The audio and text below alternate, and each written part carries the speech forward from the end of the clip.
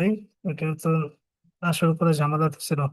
শোনেন, রেশিও হচ্ছে কি, রেশিও হচ্ছে যে আমরা বলি না যে মানে ধরেন আপনি আর আমি একটা পার্টনারশিপ ব্যবসা শুরু করলাম। শুরু করার পরে আমি দিলাম এবং আমি আমি ব্যবসা শুরু করতে দরকার হচ্ছে আপনার ধরেন 1 লাখ টাকা দরকার। ওকে, তো 1 লাখ টাকার মধ্যে আমি দিলাম 40,000, আপনি দিলেন হচ্ছে 60,000। তো এখন আমাদের রেশিও মানে তুলনা করার জন্য দুইটা ভ্যারিয়েবলের মধ্যে বা দুইটা পক্ষের মধ্যে তুলনা করার জন্য রেশিও ব্যবহার করা হয়। যেমন আমাদের রেশিও করলে 2:3, মানে ব্যবসায় আপনি ক্যাপিটাল ইনভেস্ট করছেন 3 টাকা, আমি করছি 2 টাকা। ঠিক আছে, সো এই যে দুইটা ভ্যারিয়েবলের মধ্যে তুলনা, এটাকে বলা হয় রেশিও অ্যানালাইসিস। এটার আরেকটা নাম আছে, সেটা হচ্ছে ফাইন্যান্সিয়াল স্টেটমেন্ট অ্যানালাইসিস। মানে আমরা তো ফাইন্যান্সিয়াল স্টেটমেন্ট গুলো দেখছি এর আগে, তাই না? যে ইনকাম স্টেটমেন্ট, ব্যালেন্স শিট দেখছিলাম আমরা, ইনকাম স্টেটমেন্ট ব্যালেন্স শিট। তো ওই দুটো হচ্ছে আর ক্যাশ ফ্লো স্টেটমেন্ট দেখলাম। তো এই ফাইন্যান্সিয়াল স্টেটমেন্ট গুলো আপনাকে আমি দিলাম, আপনি সাথে সাথে কি ডিসিশন নিয়ে নিতে পারবেন? পারবেন না। আপনাকে করতে হবে কি, ওই ফাইন্যান্সিয়াল স্টেটমেন্ট গুলো অ্যানালাইসিস করতে হবে। অ্যানালাইসিস করে আপনি ওই লোককে লোন দিবেন কি দিবেন না এটা ডিসিশন নেবেন। কেন অ্যানালাইসিস করতে হবে? কারণ কারণ হচ্ছে একটা ভেরিয়েবলের সাথে আরেকটা ভেরিয়েবলের তো আপনার রিলেশনশিপ আছে। ঠিক আছে, সো এই যে রিলেশনশিপ, যে তার প্রফিট মার্জিন কত, তার কত পার্সেন্ট লাভ হইলো, তার হচ্ছে আহ সম্পদ দায়ের অবস্থা কি, মানে সম্পদের এগেনস্টে দায় কয় টাকা আছে, এগুলো কিন্তু এখানে বলে দেওয়া থাকবে না। আমরা ফাইন্যান্সিয়াল স্টেটমেন্টটাকে এই বিভিন্ন ভেরিয়েবল, বিভিন্ন রিলেশনশিপ দিয়ে অ্যানালাইসিস করব, এবং এটাকে বলা হয়ে থাকে রেশিও অ্যানালাইসিস। তো রেশিও অ্যানালাইসিস ক্ষেত্রে কিছু রেশিও আমাদেরকে জানতে হবে। আমরা এর আগে কিন্তু এই যে বলেছিলাম যে কোনটা সম্পদ কোনটা দায়, এগুলো আমাদের চিনতে হবে। অ্যাসেট হচ্ছে 2 প্রকার অ্যাসেট।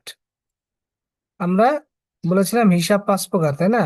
অ্যাসেট, লাইবিলিটি, তারপর হচ্ছে আপনার কি রেভিনিউ, এক্সপেন্স, আর এটা কি ওনার সিকিউরিটি। তো অ্যাসেট হচ্ছে কি, অ্যাসেট হচ্ছে সম্পদ। এই সম্পদ হচ্ছে 2 প্রকার, একটা হচ্ছে চলতি সম্পদ মানে কারেন্ট অ্যাসেট, আর একটা হচ্ছে ফিক্সড অ্যাসেট। কারেন্ট অ্যাসেট কোনগুলো? যে অ্যাসেট গুলো আর কি আপনার স্বল্প মেয়াদী, যে অ্যাসেট গুলো মানে বেশি দিন ব্যবহার করা যায় না, অল্প টাইম ব্যবহার করলে সেগুলোর উপযোগিতা শেষ হয়ে যায়। যেমন আপনার আছে cash, accounts receivable, bills receivable, inventory, prepaid expense, short term investment, accrued income. ঠিক আছে, তো এই যে এগুলো হচ্ছে কি কারেন্ট অ্যাসেট, যেটা আমরা ক্যাশ ফ্লো স্টেটমেন্টেও কিন্তু আমরা দেখছি, তাই না? ক্যাশ ফ্লো স্টেটমেন্ট করার সময় যে কারেন্ট অ্যাসেট কারেন্ট লাইবিলিটি গুলো চেঞ্জ, তাই না? কারেন্ট লাইবিলিটি হচ্ছে কি, এগুলো হচ্ছে শর্ট টার্ম লাইবিলিটি।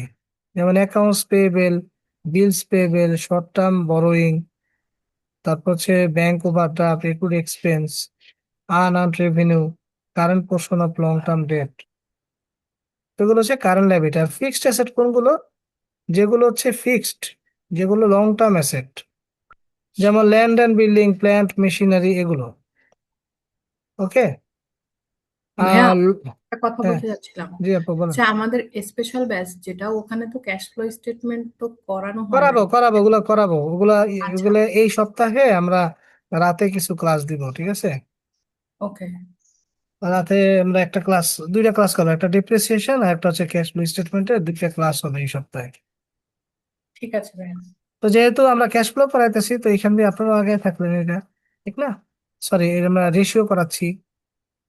তো এক কাজে দুই কাজ না, এই ক্লাস আবার আমার নিতে হবে আপনাদের। আচ্ছা, ঠিক আছে ভাইয়া। বুঝছেন? তো আর লং টার্ম লাইবিলিটি কোনগুলো? যেগুলো হচ্ছে আপনার দীর্ঘমেয়াদী দায়, যেগুলো পরিশোধ করতে আমি সময় পাই। Long term loan, debenture, lease, হ্যাঁ, এগুলো হচ্ছে বন্ডস, ডিফার্ড ট্যাক্স লাইবিলিটিস, এগুলো হচ্ছে কি লং টার্ম লাইবিলিটি, দীর্ঘমেয়াদী দায়। ওকে। ওনার্স ইকুইটি, ওনার্স ইকুইটি হচ্ছে মালিকানা সত্ত্ব, শেয়ার ক্যাপিটাল, প্রেফারেন্স শেয়ার, হ্যাঁ শেয়ার টেয়ার, এগুলো হচ্ছে ওনার্স ইকুইটি।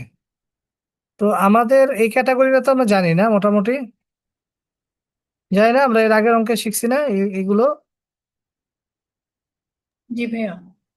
হ্যাঁ, তো এগুলো কিন্তু আমাদের না জানলে আবার পড়তে হবে। এখন রেশিও অ্যানালাইসিস হচ্ছে যে বিভিন্ন রিলেশনশিপ করা, যে কারেন্ট অ্যাসেট কত, কারেন্ট দায় কত। আমি একটু বুঝাই দিই কি কি রেশিও আছে, আমাদের কি কি রেশিও করতে হবে। যেমন লিকুইডিটি রেশিও, প্রথমত হচ্ছে লিকুইডিটি রেশিও।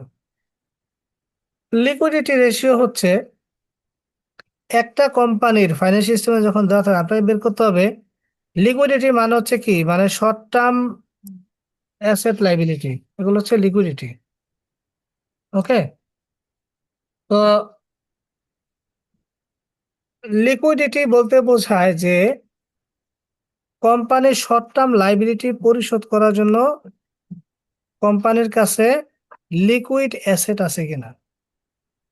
কোম্পানির কারেন্ট লাইবিলিটি পরিশোধ করার জন্য কোম্পানির 1 টাকা কারেন্ট লাইবিলিটি পরিশোধ করার বিপক্ষে কয় টাকা কারেন্ট অ্যাসেট আছে। কারণ আপনাকে শর্ট টার্ম লাইবিলিটি আপনাকে পরিশোধ করতে হবে আপনার হাতে যেই মানে লিকুইড অ্যাসেট আছে এটা দিয়ে পরিশোধ করতে হবে, যেমন ভাড়া, দোকানের ভাড়া, মজুরি, এগুলোর জন্য আপনাকে রেডিলি ক্যাশ থাকতে হবে আপনার কাছে। সো এই লিকুইডিটি রেশিও হচ্ছে ওইটা, মানে মেজার করে। এর মধ্যে একবার শুরুতে আছে কারেন্ট রেশিও। কারেন্ট রেশিওর ফর্মুলা হচ্ছে current asset divide by current liability. তো আমরা জানি কারেন্ট অ্যাসেট কোনগুলো, ওকে, এবং কারেন্ট লাইবিলিটি কোনগুলো আমাদেরকে জানতে হবে। দেন আছে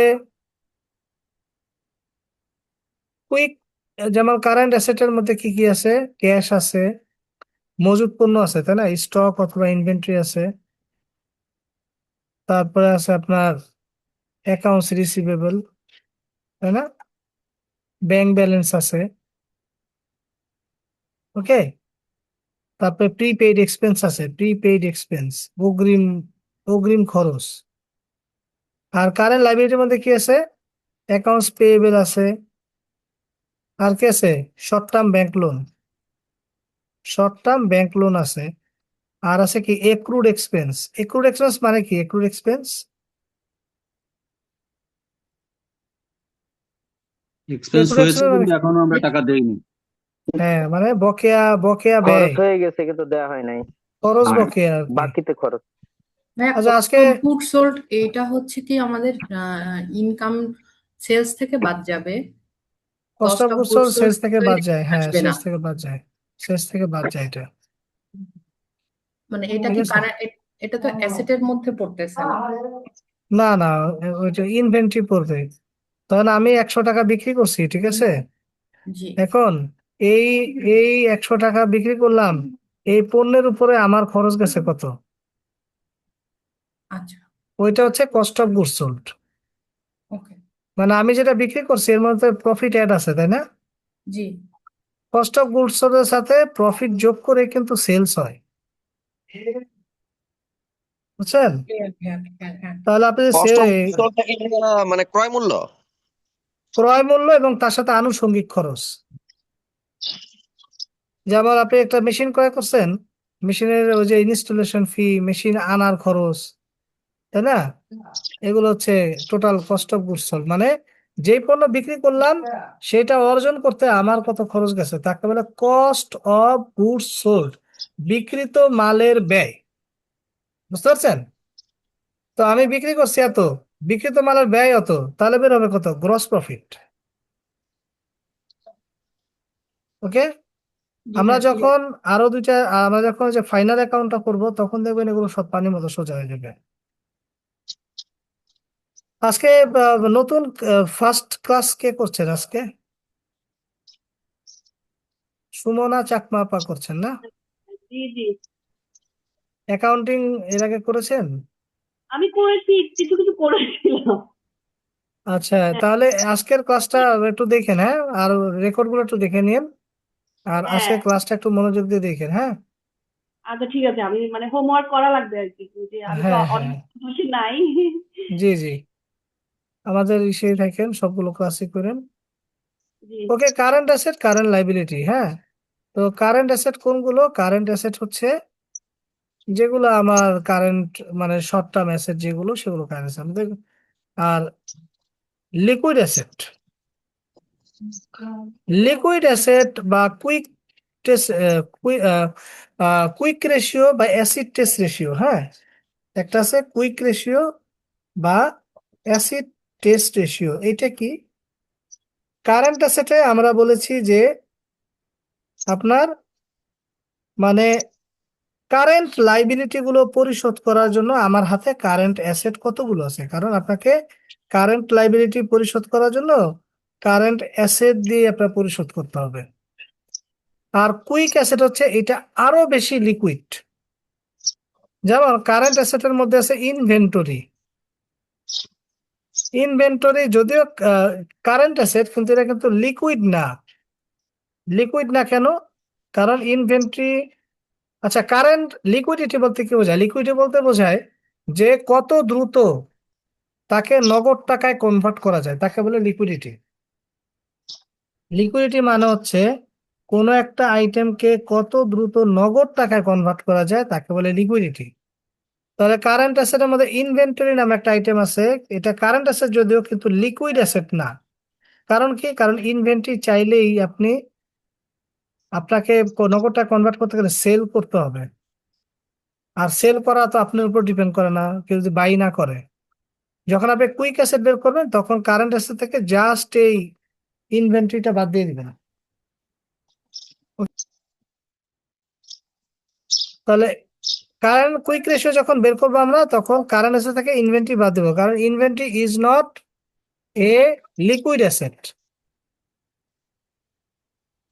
আর এই লিকুইডিটি রেশিওতে আমাদের সবসময় দেখাতে হবে ইস টুতে দেখাইতে হবে, হ্যাঁ, এইভাবে রেশিওতে দেখাতে হবে ইস 2-তে। দেন 3 নাম্বার হচ্ছে ক্যাশ রেশিও। ক্যাশ রেশিও হচ্ছে এই আরো আরো মনে করেন যে লিকুইড, এটা হচ্ছে লিকুইড হচ্ছে এইটা, এটা হচ্ছে লিকুইড হচ্ছে এইটা। এটা হচ্ছে ক্যাশ প্লাস মার্কেটেবল সিকিউরিটিজ, আর কারেন্ট লাইবিলিটি তো সব জায়গায় সেমই থাকবে। আর এখানে ওয়ার্কিং ক্যাপিটাল, ওয়ার্কিং ক্যাপিটাল হচ্ছে ক্যাপিটালের যে অংশটা মানে বিজনেসের ডে টু ডে অপারেশনে ইনভেস্টেড থাকে, ইনভেস্টেড আকারে থাকে। মানে ক্যাপিটালের যে অংশটা ব্যবসায় বিনিয়োগ আকারে থাকে, তাকে বলে ওয়ার্কিং ক্যাপিটাল। এটা just current asset minus current liabilities. ভাইয়া, এই যে ইজিলি ইজিলি মানে মার্কেবল সিকিউরিটি যেটা, এইটা একটু বুঝি না, এটা একটু বলবেন? যেমন যেমন ট্রেজারি বন্ড, সঞ্চয়পত্র, চাইলে আপনি এটাকে ভাঙায় ফেলতে পারেন। জানতে পারবো। এফডিআর আচ্ছা, চেক, ইজিলি আমি ইজিলি কারো কাছ থেকে চেক পেলাম, এটাও তো তখন এটার মধ্যে। চেকটাও ইজিলি মার্কেটেবল সিকিউরিটিজ, ঠিক আছে। জি। FDR, treasury bond, treasury bill, okay, এগুলো সঞ্চয়পত্র। আর working capital current asset minus current liability minus. আর ওয়ার্কিং ক্যাপিটাল রেশিও যদি বের করতে পারে, জাস্ট খালি এটার নিচে কারেন্ট লাইবিলিটি দিয়ে ভাগ দিবেন। মানে এই লিকুইডিটি রেশিও বের করতে গেলে সবগুলোকে কারেন্ট লাইবিলিটি দিয়ে ভাগ দিতে হবে। তাহলে আমরা একটু দেখি, একটা অঙ্ক তো দেখি যে এটা কিভাবে বের করে, হ্যাঁ। তো দেখলে আমাদের একটু মনে আসবে, মনে রাখতে পারবো।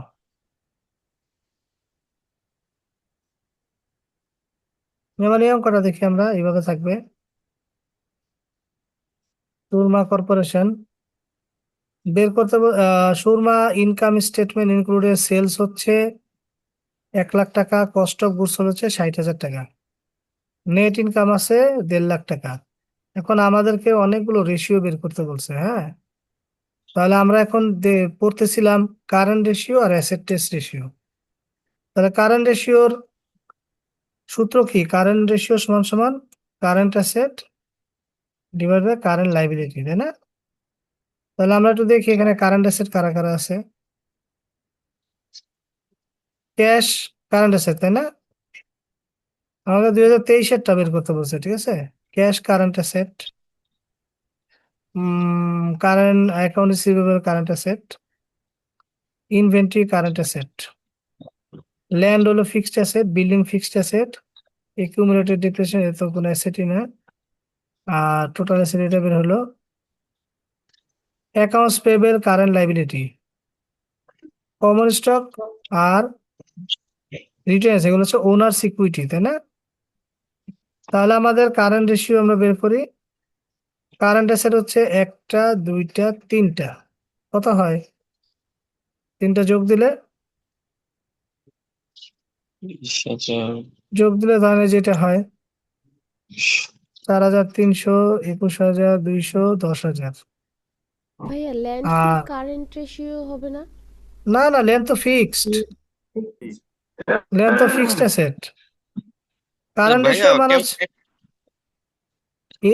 অ্যাকুমুলেটেড ডিপ্রিসিয়েশনটা যদি অ্যাসেটস না হয় তাহলে সেটা অ্যাসেটস এর ঘরে কেন? এটা এটা হচ্ছে বিল এক্সপেন্স ইয়ে থেকে বাদ যায়। দায়। এটা হচ্ছে এই যে ইয়ে থেকে, এটা লাইবিলিটির পাশেই যায়, কিন্তু ওই যে যার যার যার ডিপ্রিসিয়েশন তার থেকে বাদ দিতে হয় এটা, এর জন্য এটা মাইনাস আকারে গেছে, এটা যদি দেখছেন? এটা যদি আমরা অ্যাসেটস এ না দিয়ে লাইবিলিটিতে হ্যাঁ রাখি সেই ক্ষেত্রে হ্যাঁ, ওর সমস্যা নেই,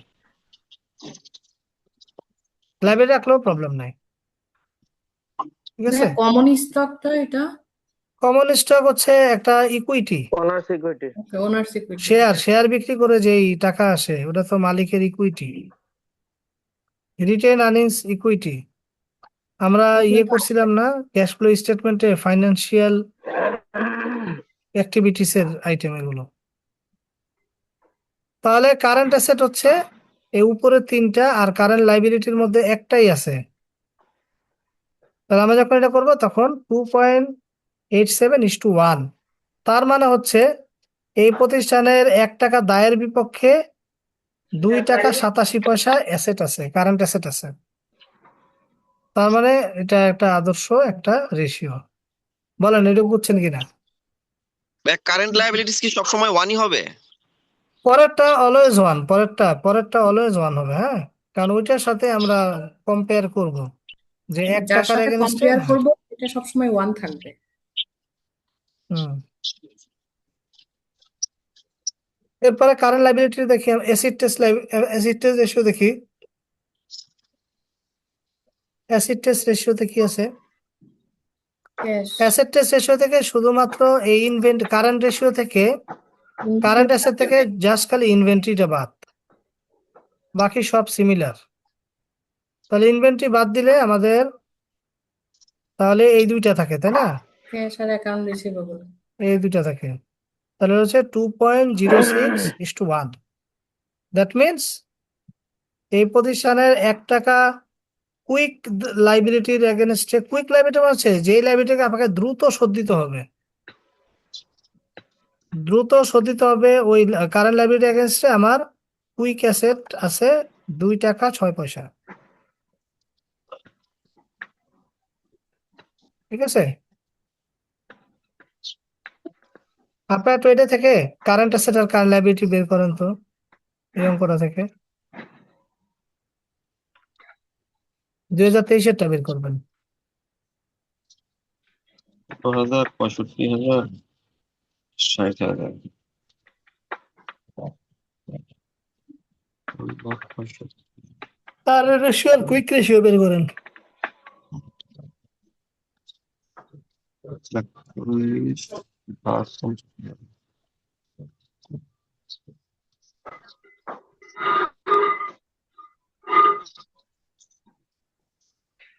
কারেন্ট অ্যাসেটস হচ্ছে 0.28:1। 0.28:1 সবার হয়েছে? সবার কি হয়েছে? স্যার হয়েছে এটাকে না? 2.8 বানাইতে হবে না? 2.8, হ্যাঁ 2.8:1। আর কুইক রেশিও কত?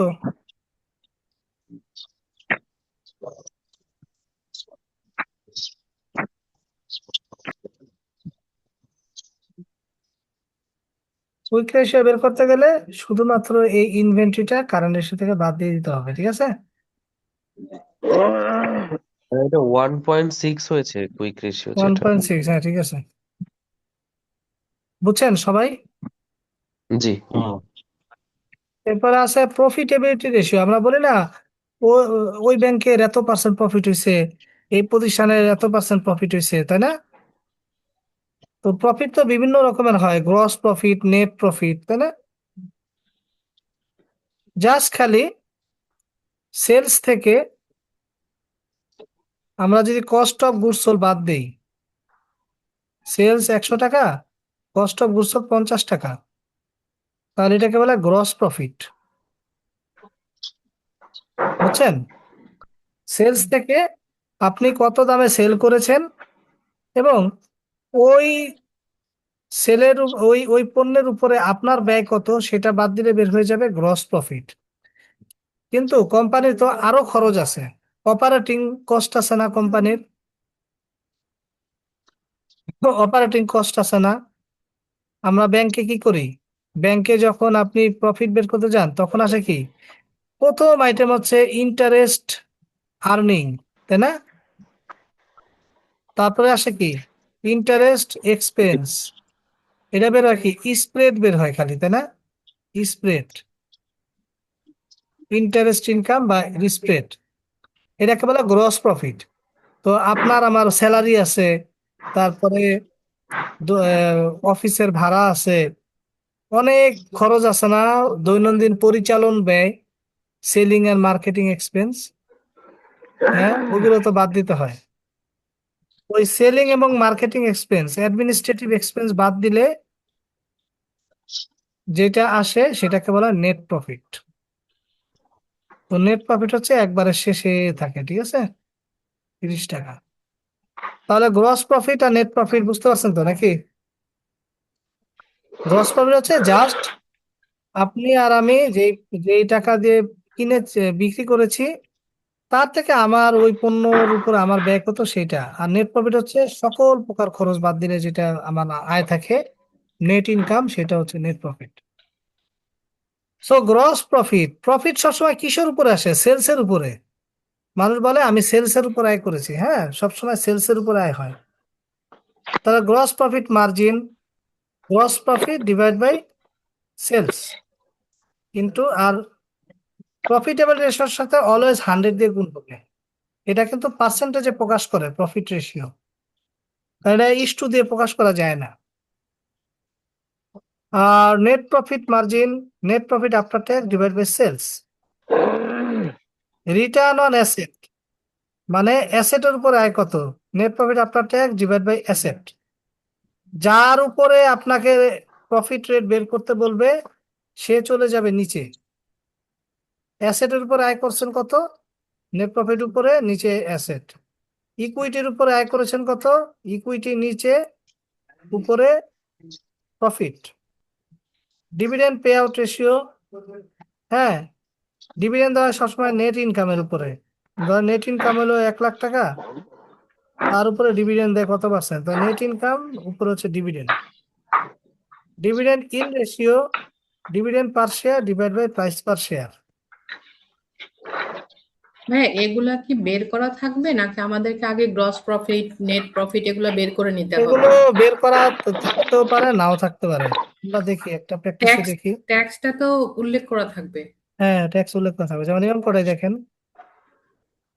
এই অঙ্কটায় আমরা দেখি, আমরা এখানে গ্রস প্রফিট মার্জিনটা বের করি, হ্যাঁ প্রফিট মার্জিন, এই যে এটা প্রফিট মার্জিন বের করি। Gross profit margin, gross profit margin উপর হচ্ছে গ্রস প্রফিট, নিচে হচ্ছে সেলস ইন্টু 100। তাহলে গ্রস প্রফিট বলেছিলাম যে সেলস থেকে just cost of goods sold বাদ দিলে বের হয় কি, গ্রস প্রফিট। তাহলে গ্রস প্রফিটে কত লিখবো আমরা, সেলস 1 লাখ, গ্রস প্রফিট 60,000, তাহলে 40,000 টাকা হচ্ছে গ্রস প্রফিট। আর সেলস কত, 1 লাখ টাকা দেওয়া আছে। সেলস হচ্ছে 1 লাখ, তার গ্রস প্রফিট মার্জিন কত, 0.4 হবে। 40% নাকি? জি এখন যদি নেট প্রফিট মার্জিন বের করি, নেট প্রফিট মার্জিন, উপরে নেট ইনকাম, নিচে হচ্ছে সেলস ইন্টু 100।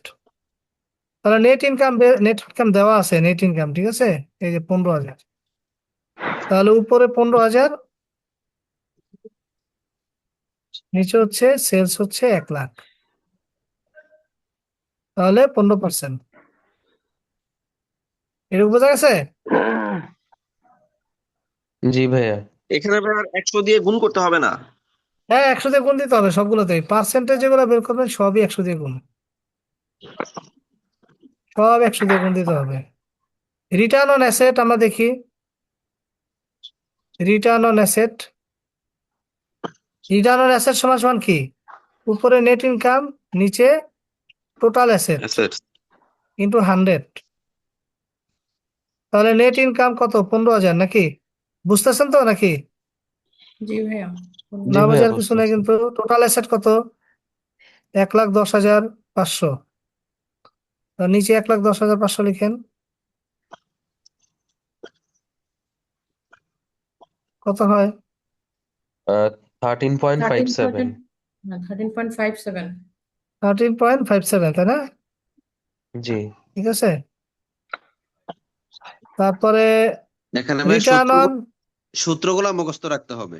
জি জি, আর সূত্র বুঝলে আপনার মুখস্থ লাগবে না। হ্যাঁ, সূত্র বুঝে পড়বেন, তাহলে মুখস্থ করা লাগবে না। আচ্ছা, এক্ষেত্রে ডেসক্রিপটিভ ভাইয়া গুলির মূল থেকে সমস্যাটা হবে স্যার যদি এইগুলো সরাসরি না দিয়ে ঘুরায় পেঁচায় কোনোভাবে দেয়। তারপর আপনি যদি সূত্র জানেন, মানে মানে কেমনে বের করতে হবে, তাহলে সমস্যা নাই। মেইনলি হচ্ছে রিটার্ন অন, শোনেন, সূত্রটাকে মেইনলি কি কি ধরতে হবে। লাগবে আমি ওটাতে অ্যাসাইনমেন্ট দিয়ে দিব। আমি জানি আপনাদের কোন জায়গায় পেঁচ দিবে। অ্যাসাইনমেন্ট গুলো করবেন, তাহলে দেখবেন আর পরীক্ষায় আপনারা কেউ বাসাইতে মানে ইয়ে করতে পারবে না, মানে ই করতে পারবে না। Return on common stock holders equity, return on equity, উপরে নেট ইনকাম, নিচে হচ্ছে স্টক হোল্ডার্স ইকুইটি, ঠিক আছে, বা ওনার্স ইকুইটি। তাহলে নেট ইনকাম তো 15,000 আমরা পাইলাম। ইকুইটি কত? ইকুইটি আছে দুইটা, কমন স্টক, রিটেন আর্নিংস। আমরা ইকুইটি জানি তো, কোনগুলো জানি তো, এর আগে আমরা অনেকবার বলছিলাম কিন্তু। এই যে ওনার্স ইকুইটি। সো ইকুইটি হচ্ছে 75,000 আর 23,130, দুইটা যোগ দিয়ে যেটা হবে 16% হবে। ওকে। আরেকটা জিনিস আমি বলি, যখন আপনাদের দুইটা সাল দেয়া থাকবে, হ্যাঁ, দুইটা সাল দেয়া থাকবে, দুইটা সাল দেয়া থাকবে, তখন আমরা ওই যে টোটাল অ্যাসেট টার্নওভার, ওই যে অ্যাসেট গুলোকে আমরা এভারেজ করে নেব। হ্যাঁ, এভারেজ করে নেবো মানে হচ্ছে ওই যে আমরা রিটার্ন অন অ্যাসেট বের করছি না, এভারেজ অ্যাসেট বের করবো, মানে এভারেজ বের করতে হবে, এভারেজ ইকুইটিও বের করতে হবে। দুইটা সাল দেওয়া থাকলে আমাদের ওই যে যার উপরে রেশিও করব বা পার্সেন্টেজ করব তার এভারেজ বের করতে হবে। তাহলে আহ দ্বিতীয় অঙ্কটা আমরা ওখান থেকে একটু দেখি। ভাইয়া আপনার এখান একটু থেকে ভাইয়া ভাইয়া ওই যে এভারেজের কথা যেটা বললেন, তাহলে সেক্ষেত্রে যদি আমি যে কারেন্ট অ্যাসেটস এর বের করতে চাই, সেক্ষেত্রেও না, কি ওই ওগুলো যে করতে হবে না, ওগুলো না। শুধুমাত্র শুধুমাত্র আপনার রেশিও যেগুলো, ওগুলো করতে হবে না। আপনার যেগুলো হচ্ছে ওই যে প্রফিট মার্জিন রিলেটেড, যেগুলো এতর উপরে প্রফিট, হ্যাঁ, ওগুলোর ক্ষেত্রে বের করতে হবে। মানে মানে অ্যাসেটের উপরে কত পার্সেন্ট প্রফিট করলাম আমরা, এটা এভারেজ, এভারেজ অ্যাসেট নিলে ভালো। এখানে আপনি বের করেন তো, যে gross profit margin, gross profit margin আর net profit margin, gross profit, net profit, return on asset, return on equity, এই চারটা বের করেন তো।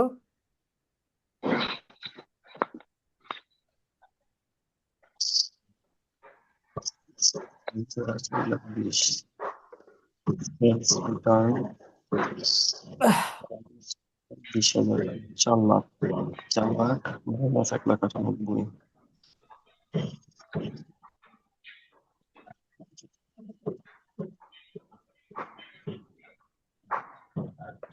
2,03,000 divided by 4 lakh,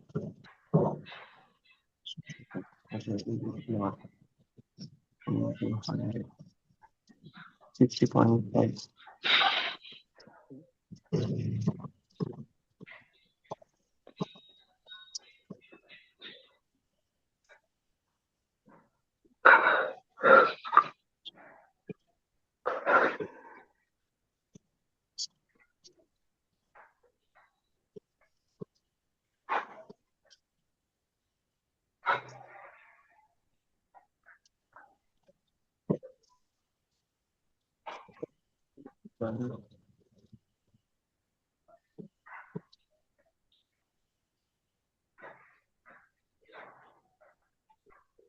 $25.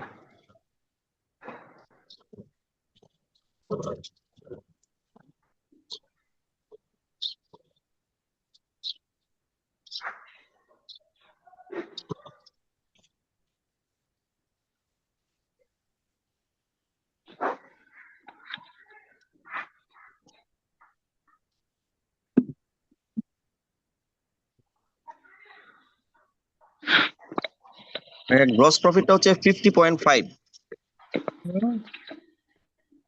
50% G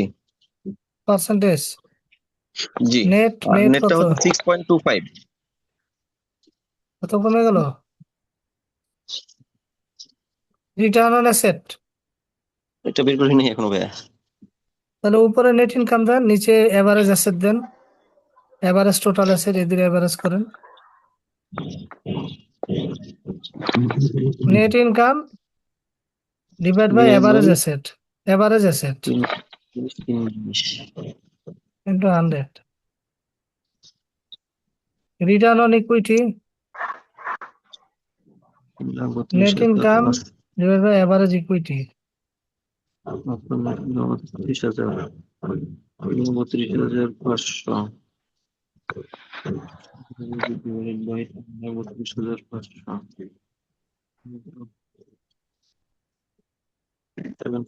return on asset 7.51. 7.5 আসতেছে না? দেখি আমাদের এখানে কোনটা কোনটা বের করছি আমরা।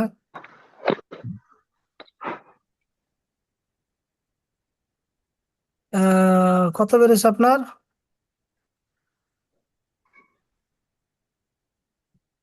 রিটার্ন 7.51, ঠিক আছে। রিটার্ন অন ইকুইটিটা বের করেন। প্রফিট মার্জিন কত? 6.25, হ্যাঁ এটাও ঠিক আছে। গ্রস প্রফিট মার্জিন কত হয়েছিল? 40 দশমিক সামথিং না? 50.5. 50.5, ঠিক আছে। আর রিটার্ন অন ইকুইটিটা বের করেন। 14.08%। কত? 14.08। 14.08, হ্যাঁ ঠিক আছে। বলেন এই পর্যন্ত আপনাদের কাছে ক্লিয়ার কিনা?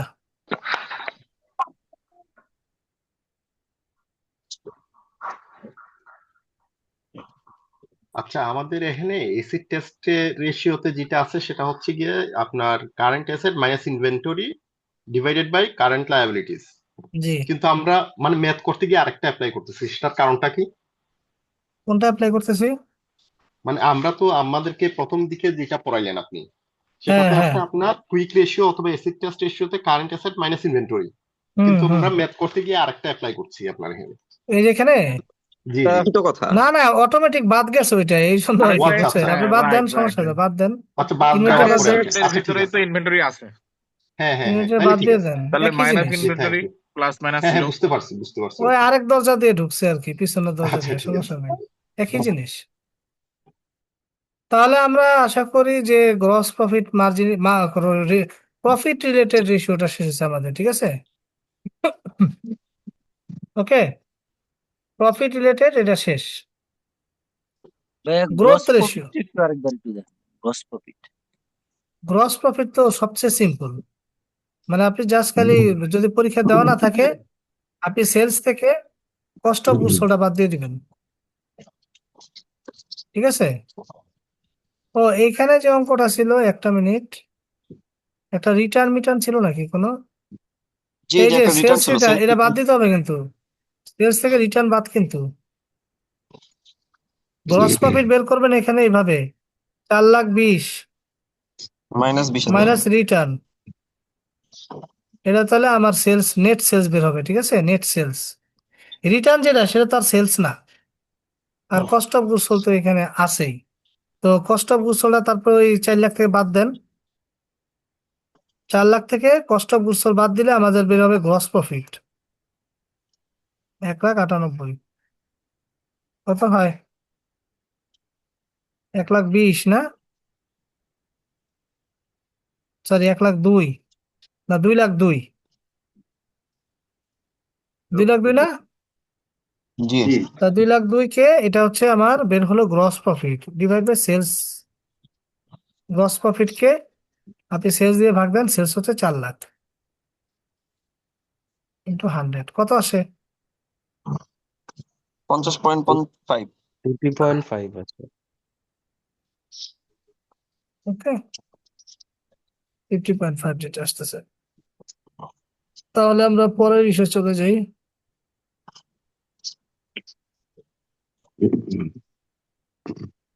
এরপর আসে অ্যাক্টিভিটি রেশিও, না এই যে গ্রোথ রেশিও। গ্রোথ, গ্রোথ তো আমরা গ্রোথ বলতে বুঝি কি, যে গত বছর চাইতে এই বছরে কত গ্রোথ হয়েছে, তাই না?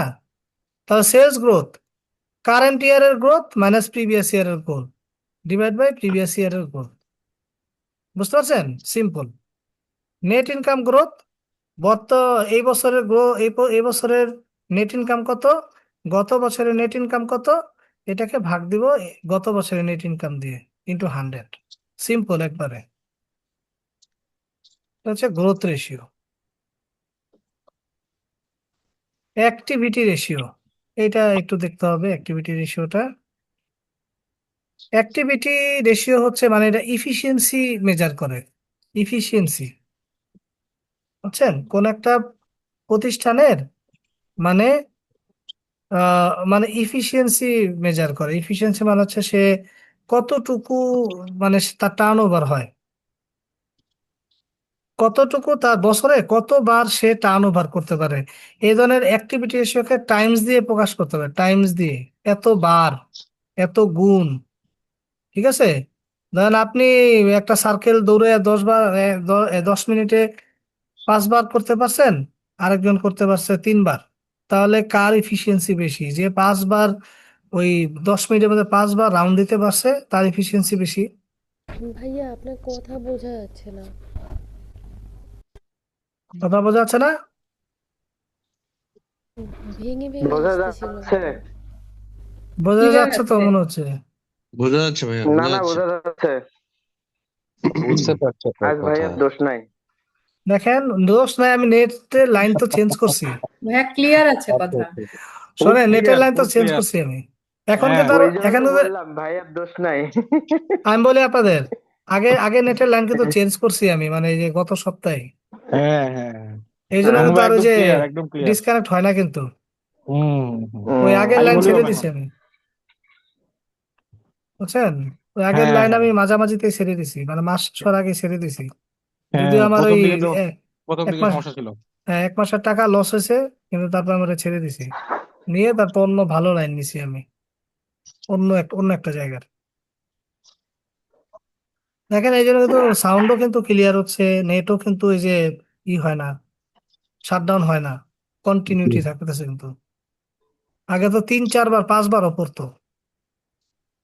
এটা কি ট্রায়াঙ্গেল নাকি ভাইয়া? কি নেটের লাইন? আমারটা? না না, আমি লাইন নিছি ইসের, এখন লাইন নিছি নেট কম বিডি, এরকম একটা গেছে। আগে নিছিলাম এক্সট্রিম সাইবার নেট, ওটা লোকাল ছিল। ওরা করে কি, ওই আইএসপি গুলো করে কি, ওরা ব্যান্ডউইথ কিনে নিয়ে সব, মানে একটা নিয়ে 10 জনকে লাইন লাগাই দেয়, এর জন্য নেটের লাইন পড়ে যায়। আর এখন আমার যে লাগছে ওরা সরাসরি একটা লাইন থেকে একটাই দেয়। এনিওয়ে, অ্যাক্টিভিটি রেশিও হচ্ছে টাইমস দিয়ে প্রকাশ করতে হবে, মনে রাখবেন। যেমন receivable turn over ratio. Receivable মানে কি বলেন তো? মানে দেনাদার। কি দেনাদার? আমি রিসিভারটা পাওয়া পাবো। যাবে। কোম্পানি আমি পাবে পাবো, অন্য কারো রাইট, কাছে। আমি পাবো, ঠিক আছে? আমি পাবো। তো আমি পাবো, তো আমি পাবো আমার প্রাপ্য, এক কথায় বলতে প্রাপ্য হচ্ছে রিসিভেবল, তাই না? রিসিভেবল ক্রিয়েট হয় কার মাধ্যমে? সেলসের মাধ্যমে। সেলসের সেলসের মাধ্যমে। মাধ্যমে। সেলসটা বাকি সেলসের মাধ্যমে, আচ্ছা। ধারে সেলসের মাধ্যমে, ঠিক আছে? তাহলে আমার জানা উচিত না যে কোম্পানিকে লোন দিব, এই বেড়া ধারে সেল করে, এখন টাকা দেনাদারের কাছ থেকে টাকা উসিল হইতে কয়দিন লাগে, এটা জানা দরকার আছে কি নাই? জি এজিং, এজিং জানা দরকার আছে। এজিং বুঝেন? এজিং, জি ভাইয়া। এজিং মানে হচ্ছে, এজিং মানে হচ্ছে যে কতদিন লাগে ওর থেকে আমার টাকা উসুল করতে। তো যেই প্রতিষ্ঠান তার দেনাদারের কাছ থেকে 50 দিনের মধ্যে টাকা উসুল করতে পারে, আর যে প্রতিষ্ঠান 20 দিনের মধ্যে দেনাদার কাছ থেকে টাকা আদায় করতে পারে, কার ইফিসিয়েন্সি ভালো? 20 দিন। 20 দিন, কারণ ও হচ্ছে দ্রুত টাকা আদায় করতে পারে, ঠিক আছে? তো আমার এখানে দেনাদারের টার্নওভার রেশিও হচ্ছে sales divide by average accounts receivable, ঠিক আছে? Sales divide by average account receivable. যেহেতু সেলস থেকে ক্রিয়েট হয় অ্যাকাউন্ট রিসিভেবলটা, তাই আগে আমাকে কি করতে হবে, যে ওই এভারেজ অ্যাকাউন্ট রিসিভেবলটা আমাকে বের করতে হবে। ওকে, তারপরে আমরা যে রিসিভেবল টার্নওভারটা যে বের হইলো, আমরা যদি ওই যে কয় দিনে আদায় হয় টাকা, এক বছরে কয় দিনের মধ্যে আদায় হয়, 365-কে যদি আমরা ওই যে ওইটা রেজাল্ট দিয়ে ভাগ দিই, তাহলে আমরা পেয়ে যাব কয় দিনে আদায় হচ্ছে, ঠিক আছে? হ্যাঁ, এভারেজ অ্যাকাউন্ট রিসিভেবল যেটা, এটাও কি 2 বছর থাকলে তখন 2 বছর, যোগ 2 করে বছর ভাগ থাকলে, দিতে হবে? জি জি, 2 বছর থাকলে ভাগ দিতে হবে। তারপরে পেয়েবল রেশিও, এখন আপনি দেনাদারকে কয় দিনে টাকা দেন, এইটাও আমার বের করতে হবে। এবং পাওনাদারকে কয় দিনে টাকা দেন, পাওনাদারকে কয় দিনে টাকা দেন, সেটা হচ্ছে কি cost of goods sold divide by average account receivable. এখানে কিন্তু সেলস আসবে না, কারণ রিসিভেবলের সাথে তো সেলসের সাথে সম্পর্কিত। আর পেয়েবল হচ্ছে কি, যার কাছ থেকে আপনি পারচেস করছেন, যার কাছ থেকে আপনি প্রোডাক্ট কিনছেন, এইখানে কিন্তু সেলস দেওয়া যাবে না। কেন সেলস দেওয়া যাবে না? কারণ সেলসের সাথে তো প্রফিট আছে, তাই না? এই সেলসের থেকে প্রফিটটা বাদ দিলেই তো আমার ওই যে যেই প্রোডাক্ট আমার মেইন ইনভেন্টরি বের হয়ে যায়, যে ভাই এখানে আমি কি কত কস্ট, ক্রয় মূল্য, রাইট, এটা হচ্ছে ক্রয় মূল্য, যেটা এখানে cost cost. Of goods sold না থাকলে পারচেজ থাকলেও তো হবে, পারচেজ দিব। পারচেজ দিয়ে দিতে পারেন, কষ্ট বস্তু না থাকলে পারচেজ দিয়ে দিবেন। আচ্ছা। ওকে, আর যদি জি। আপনার পারচেজও নাই, কষ্ট গুডস সোল্ডও নাই, আছে সেলস আর আছে প্রফিট, গ্রস প্রফিট, তখন কি করবেন? এই সেলস থেকে প্রফিটটা সেলস বাদ থেকে দিলে প্রফিটটা বাদ দিয়ে দিতে প্রফিট হবে, বাদ ঠিক দিতে আছে? হবে। সেলস থেকে প্রফিটটা বাদ দিয়ে দিতে হবে। আমরা এখন ডাইনামিক বিভিন্ন অ্যাসাইনমেন্ট দিব, হ্যাঁ? জি। তো আমরা এটাকেও 365 দিয়ে যদি ভাগ দেই, এই যে এটা রেজাল্টটা, তাহলে আমরা আমার আমার কয় দিনে আমরা পরিশোধ করি টাকা, এটা বের হয়ে যাবে। ইনভেন্টরি টার্নওভার, ইনভেন্টরি ওই যে কস্ট অফ গুডস সোল্ড এর সাথে সম্পর্কিত, কারণ এটা হচ্ছে যে পারচেজ, তাই না? কস্ট অফ গুডস সোল্ড এর সাথে তো প্রফিট বাদ দিয়ে দিতে হবে, তাই না? ওই যে সেলসের থেকে কস্ট অফ গুডস সোল্ড এবারে এভারেজ ইনভেন্টরি, মানে হচ্ছে আমার ইনভেন্টরি, হ্যাঁ, মানে ইনভেন্টরি আমি কতবার সেল করতে পারি, আমার সেল আমার ইনভেন্টরির কত গুণ। ওকে, মানে আমার ইনভেন্টরি কতবার সেলসে রূপান্তরিত হয়, এক কথায় বলতে আমার ইনভেন্টরি কতবার সেলসে রূপান্তরিত হয়, এটা হচ্ছে ইনভেন্টরি টার্নওভার রেশিও। তাহলে আমরা এটাকে একটু ইয়ে করে দেখি, আমরা এখানে একটু দেখি,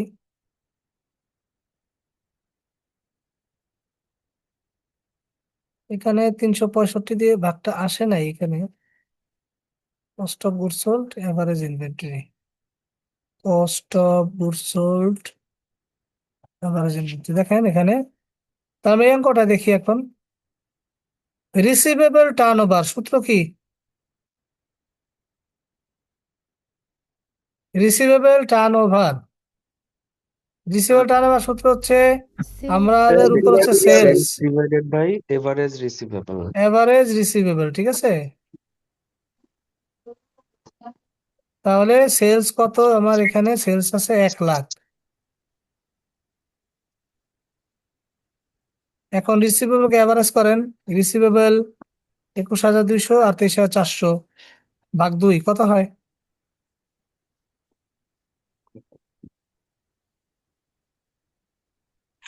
এখানে দেখি আমরা, হয় হচ্ছে এটা ভাগ দিলে এটা বের হয়, কত বের হয়? 22,300 আছে। 22,300। 300। তাহলে কত আসে?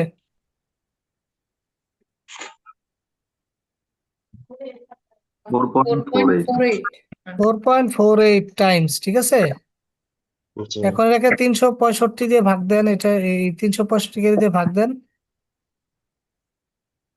এক বছরে 0.0122। কি এর 0.04 হবে? 81.4 হবে। আচ্ছা, সরি। 1.47 হ্যাঁ, মানে আমার 81 দিন লাগে টাকা আদায় হইতে, বুঝছেন? টাকা আদায় হতে কয়দিন লাগে? 81 দিন। অনেক দিন আটকায় থাকে টাকা। এরপরে আমরা ইনভেন্টরি টার্নওভার বের করি। এটা সূত্র কি? Cost of goods sold divide by average inventory. তাহলে কস্ট অফ গুডস সোল্ড এখানে কত আছে? 60,000। আর এভারেজ ইনভেন্টরি বের করেন 10,000 হলো 7,000, 17,000। 17,000-এর অর্ধেক কত? 8.5 নাকি? তাহলে জি এটা বের হয় 365 দিয়ে ভাগ দেন 51.7। মানে আমার আমার মজুত পণ্য সেলসে কনভার্ট হইতে 51 দিন সময় লাগে। মানে 51 দিন আমার গুদামে মাল পড়ে থাকে, বুঝতে পারছেন? 51 দিন আমার গুদামে মাল মজুদ আকারে পড়ে থাকে।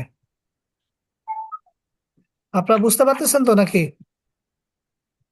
নাকি জি আবার ভাইয়া। পরে রেকর্ড দেখে নিব, এরকম ইসে আছেন? তারপরে অ্যাসেট টার্নওভার বের করি আমরা। Asset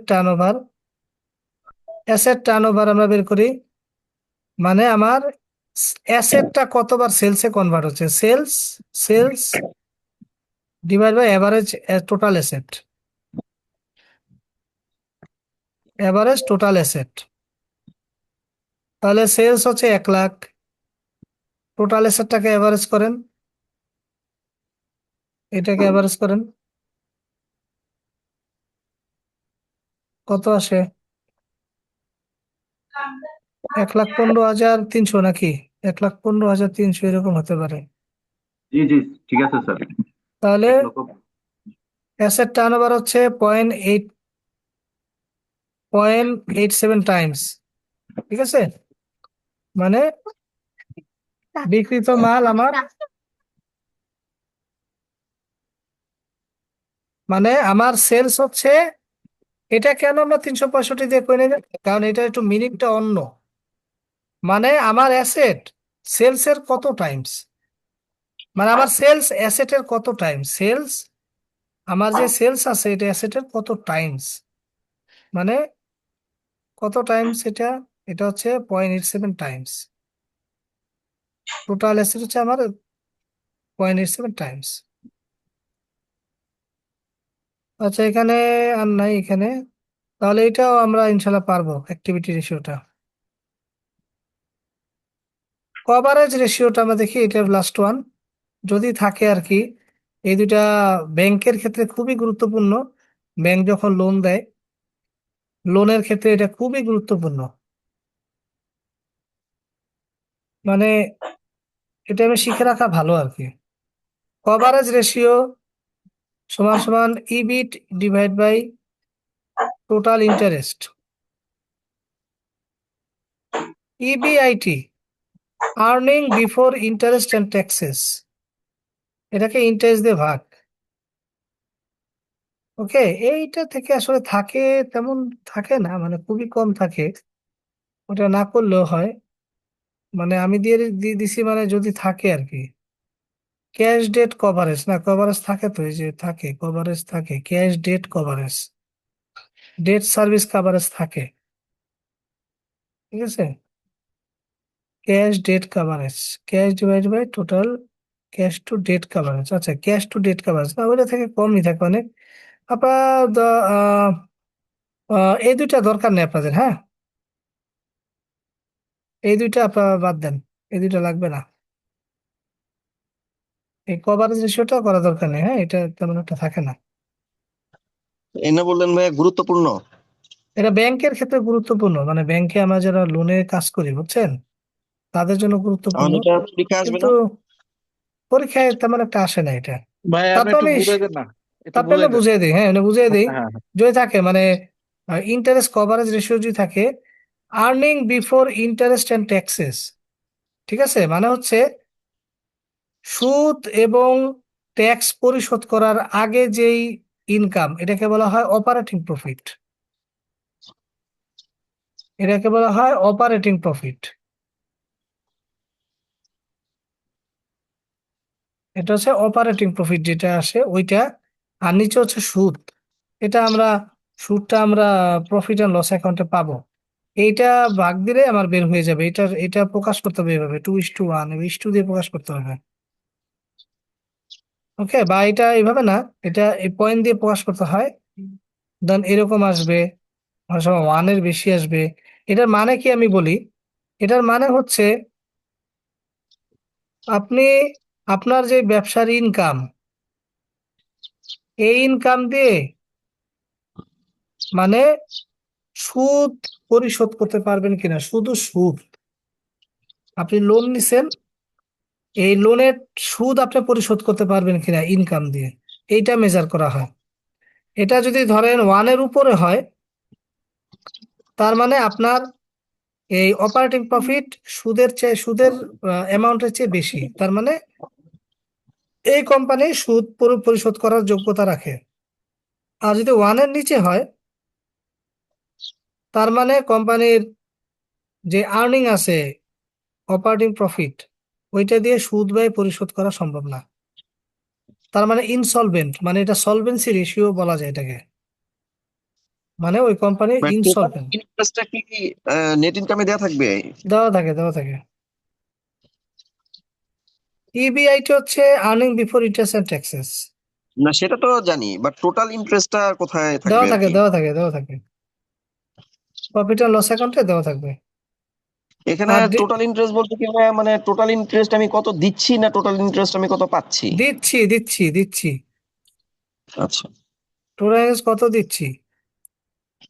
date service coverage ratio, এইখানে আমরা বলেছিলাম যে কত টাকা সুদ, মানে সুদ বিয়ার করতে পারবে কিনা ব্যাংক না মানে প্রতিষ্ঠান। আর এইখানে এই ডেট সার্ভিস কভারেজ রেশিও হচ্ছে সুদ এবং আসল দুইটাই সে দিতে পারবে কিনা, পার্থক্য হচ্ছে এটা। এমনি একটু বোঝার জন্য এটা শিখে রাখেন, এটা আমি এখানে না দিলেও পারতাম, দিলে অনেক সময় অনেকে কঠিন টঠিন মনে করে, ঠিক আছে। এটা না দিলেও, এটা না শিখলেও সমস্যা নেই, থাকবে এগুলোর মধ্যে থেকে থাকবে। তো আপনার বাসায় প্র্যাকটিস করবেন এই অঙ্কগুলো, এখানে সবই করানো হয়েছে। ও আসে নাই, ডেট ইকুইটি রেশিও এখানে আসে নাই।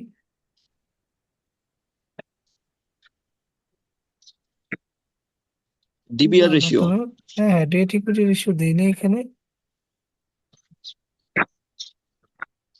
ও মাই গড, এটা বাদ গেছে নাকি,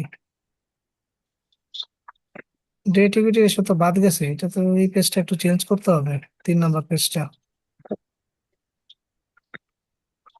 ডেট ইকুইটি রেশিওটা একটু বাদ গেছে, হ্যাঁ। আহ আরেকটা হচ্ছে আপনার debt equity ratio, debt equity ratio debt equity ratio হচ্ছে কোম্পানির লাইবিলিটি কত, ইকুইটি কত, উপর হচ্ছে টোটাল ডেট আর নিচে হচ্ছে টোটাল ইকুইটি।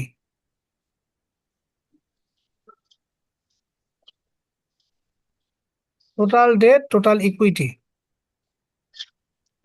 টোটাল ডেট ভাই, যেমন এখানে এটা কি দিয়ে প্রকাশ করে? এটা কি পার্সেন্টেজ অথবা এটা রেশিও ইস্যু দিয়ে?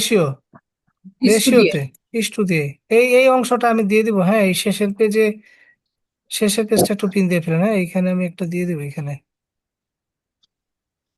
মাঝামাঝি দিয়ে এটা বাদ গেছে সামহাও। এটা ওই রেশিওতে, এমনি রেশিওতে করা আছে কিন্তু এটা ওইখানে বাদ গেছে, সূত্রের দিকে বাদ গেছে।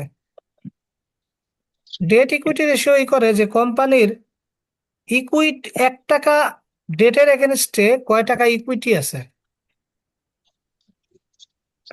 যেমন ধরেন আপনি এই প্রতিষ্ঠানের ডেট ইকুইটি রেশিও বলে আপনি এই যে লাইবিলিটির পাশে চলে যাবেন, এটা হচ্ছে কোম্পানির ডেট আর এই দুটো হচ্ছে ইকুইটি। তাহলে ডেট হচ্ছে 12,370, এগুলো এভারেজ করে নিলে ভালো। আর ইকুইটি হচ্ছে এই দুইটা যোগ 70, 80, 90, 98,130। কত হয় দেখেন তো,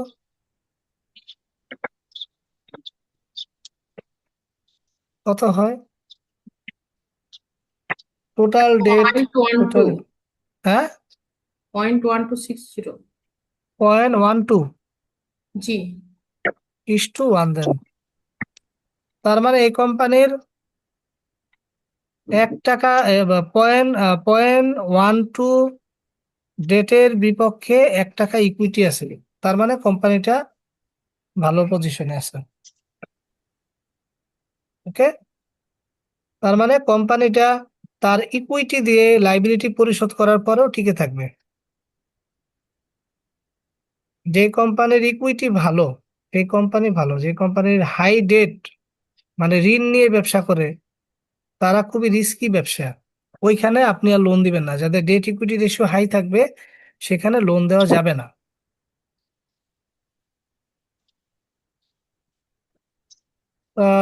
date to total asset ratio, তো এগুলো debt to total asset, total liability হচ্ছে, এটা হচ্ছে লাইবিলিটি, শুধু একটাই আছে। আর টোটাল অ্যাসেট হচ্ছে এইটা। তাহলে টোটাল টোটাল অ্যাসেটস এর লাইবিলিটি, এগেইনস্টে কত কত liability? টোটাল অ্যাসেটের কাছে কত লাইবিলিটি আছে, টোটাল লাইবিলিটি আর টোটাল অ্যাসেট। জাস্ট রেশিও আপনাকে বলে দিচ্ছে কি দিয়ে আপনি ভাগ দিবেন না গুণ দিবেন, ঠিক আছে। তো এইটার যা থাকে আর কি 0.11।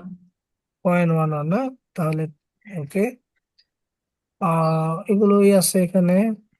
Gross profit and net ratio, debt cash debt coverage ratio, মানে উপরে হচ্ছে ক্যাশ, নিচে হচ্ছে টোটাল ডেট, মানে আপনার লাইবিলিটির এগেনস্টে কত টাকা ক্যাশ আছে, ক্যাশ ডেট কভারেজ। ঠিক আছে, কিছু সূত্র অঙ্কের মাধ্যমে শিখতে হবে। এখানে নতুন কিছু নাই, মোটামুটি সবই কভারেজ হয়ে গেছে, নতুন আর কিছু নাই। ভাইয়া কভারেজ না এভারেজ? হুম, debt to total asset ratio.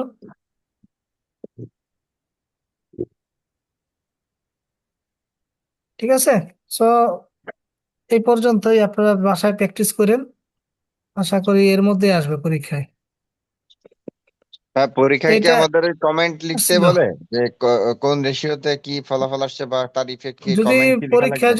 পরীক্ষায় যদি বলে তাহলে কমেন্টস লিখতে হবে। এই দেখেন, এটা 6তম ডিপ্লোমা আসছিল এটা। ওকে, 20 এই মার্ক, স্ট্যান্ডার্ড 20 মার্কের কোশ্চেন।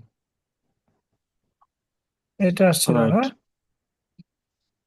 আমরা এগুলো সব তো করছি না, এগুলো সব তো করা হয়েছে। সো এখানে আপনার অ্যান্সারও দেওয়া আছে, এইভাবে করে নেবেন। ভাইয়া স্ট্যান্ডার্ড কি, যদি পরীক্ষায় আসে যে স্ট্যান্ডার্ড এর হিসাবে কমেন্টস করতে, সেক্ষেত্রে কি করব? স্ট্যান্ডার্ড ধরেন কারেন্ট রেশিও হচ্ছে আপনার 2:1। আমরা এখানে কি স্ট্যান্ডার্ড দিয়েছিলাম? স্ট্যান্ডার্ড সেট করছি কিনা দেখি তো।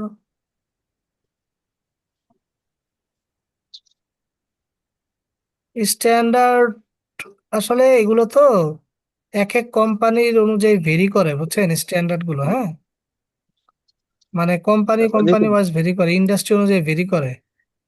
কারেন্ট রেশিও সাধারণত স্ট্যান্ডার্ড 2:1, আর অ্যাসিড টেস্ট রেশিও ধরা হয় 1:1। ঠিক আছে, রিসিভেবল টার্ন ওভার রেশিও যত কম হয়, যত কমানো যায়, এই দুইটারই স্ট্যান্ডার্ড ধরা হয়। আর ডেট ইকুইটি রেশিওটার স্ট্যান্ডার্ড ধরা হয় আপনার 0.75:1। মানে 1 টাকা ইকুইটির এগেনস্টে 75 পয়সা যদি আপনার ডেট থাকে, তাহলে কোম্পানিটা সার্ভাইভ করতে পারবে। বাকিগুলো তেমন স্ট্যান্ডার্ড নাই, এগুলো ধরা হয় যত কম হয় আর কি। বাট এগুলো কিন্তু সেক্টর, ইন্ডাস্ট্রি ওয়াইজ ভেরি করে। ঠিক আছে, তাহলে বাসায় প্র্যাকটিস করেন। হ্যাঁ, ওকে। আর এই পেজের মধ্যে একটু যে ডেট ইকুইটি রেশিওটা, আমি এই যে এটা উঠাই দিয়ে ডেট ইকুইটি বসাই দিই, এই যে এটা উঠাই দিয়ে, হ্যাঁ, এই পেজটাই কি বলেন, এটা উঠাই দিয়ে ডেট ইকুইটিটা বসাই দিই এখানে। এটা হলে ইজি হয় স্যার, উঠায় দেওয়ার দরকার নেই ভাই, আছে থাক, আপনি সাইডে ওটা দিয়ে দিয়েন। নিচে দিতে পারেন। ঠিক আছে,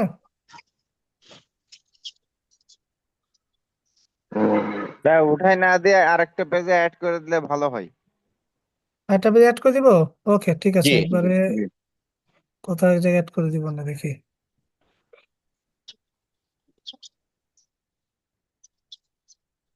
ঠিক আছে, আশা করি এখানে কোনো প্রবলেম হবে না। আমি একটা অ্যাসাইনমেন্ট দিয়ে দিব, এটা যদি পারেন তাহলে মনে করেন আপনাকে কেউ ঠেকাইতে পারবে না। রেকর্ডেড ক্লাসটা কতক্ষণে পাওয়া যাবে ভাইয়া? এটা নতুন। এই ঘন্টাখানেকের মধ্যে পেয়ে যাবেন। ভাইয়া, ডেপ্রিসিয়েশনের মনে হয় একটা ক্লাস মেবি বাদ পড়ছিল, ওইটা আর নেওয়া হয় নাই। ডেপ্রিসিয়েশনের ক্লাস বাদ পড়েন নাই? হ্যাঁ স্যার, ডেপ্রিসিয়েশনের ক্লাস একটা বাদ পড়েছিল ভাইয়া। করেছি। কেন বাদ পড়বে কেন? আমি তো লাস্টে যেটা ছিল হয় ডেপ্রিসিয়েশনের পরেই তো আমি ক্যাশ ফ্লো স্টেটমেন্টটা করাইলাম। না, মাঝখানে একটা ক্লাস বাদ পড়েছিল, বলেছিলেন ডেপ্রিসিয়েশনের যে ওয়ার্কিং ডেতে করে নিবেন, কিন্তু পরে আর করানো হয় নাই। ডেপ্রিসিয়েশনে আর ক্লাস লাগবে না, ডেপ্রিসিয়েশন সোজা। ভাইয়া, ডেপ্রিসিয়েশনে একটা ম্যাথে একটু সমস্যা আছে, ওইটা যদি সলভ ক্লাসে দেন নিতে পারেন, কিন্তু একটু সমস্যা আছে। একটু নিলে ভালো আচ্ছা, হয় ওটা স্যার। আমরা পরে দেখবেন, আমরা আগে শেষ করি অঙ্কগুলো। হ্যাঁ, ভাই আমরা জি, কারণ assignment ভাই যেগুলো আমরা দিয়েছি তো ওগুলো করি। ডেপ্রিসিয়েশন শিখতেছি যেগুলো সব নর্মাল, একদম অ্যাজ ইউজুয়াল একটা নর্মাল ধারাবাহিকতা, কিন্তু এর মধ্যেও কিছু মানে প্যাচ আছে, ওই প্যাচ গুলো যদি ধরতে না পারি তাহলে ভাইয়া কোনোভাবে ভাই, পসিবল না। মানে প্যাচ নিয়ে পরে থাকলে আপনি আগাইতে পারবেন না। আপনার সামনে যে অঙ্ক আছে ওইগুলো আপনি না, করলে সেটা ঠিক আছে, অটোমেটিক। বাট প্যাচ গুলো তো পরীক্ষাতে এত সিম্পল অঙ্ক নাও দিতে পারে, কিছু যদি আমি প্যাচ না আপনাকে দেয় বলি, তাহলে তো সমস্যা। আগে আগে তো সিম্পল গুলো একবারে সিম্পলও শিখে নেই। আমার শিটে যেগুলো আছে সিম্পল থেকে শুরু করে একবারে কমপ্লেক্স না পর্যন্ত না ভাই, আছে। আপনার শীটের কথাই বলতেছি ভাইয়া, আপনার শীটেই আছে, কিন্তু ওইটা করানো হয় নাই। স্যার ক্লাস নিবেন বলছিলেন, পরে আর হয় নাই তো। আচ্ছা, ভাই, দিব না, দিব না। আমাদের তো হচ্ছে ডেপ্রিসিয়েশন আর আচ্ছা, শুনেন শুনেন, একটা মিনিট। আমাদের তো ক্যাশ ক্লাস ফ্লো এখন দুইটা মার্জ নিয়ে হয়ে গেছে, নেবেন। তাই না? এই যে আমাদের সকালের ব্যাচ, নতুন ব্যাচ যেটা, ওনাদের তো ডেপ্রিসিয়েশনের ক্লাস হবে, আপনি এটার মধ্যে জয়েন করে ফেলেন। ক্লাস হয় নাই। হ্যাঁ, এটা কবে কবে হবে ভাইয়া? এই যে এই সপ্তাহে হবে। তাহলে একটু গ্রুপে পোস্ট দিয়ে দিয়েন ভাইয়া হ্যাঁ, গ্রুপে ডেটটা। দিয়ে দেবো না। এখন তো মার্জ হয়ে গেছে, আপনারা ওইখানেও ক্লাস করতে পারবেন। ঠিক আছে, ওইখানে আমরা ঠিক আছে, ডেপ্রিসিয়েশন করাবো। জি জি, ঠিক ওকে, আছে। ভালো থাকবেন। আসসালামু আলাইকুম।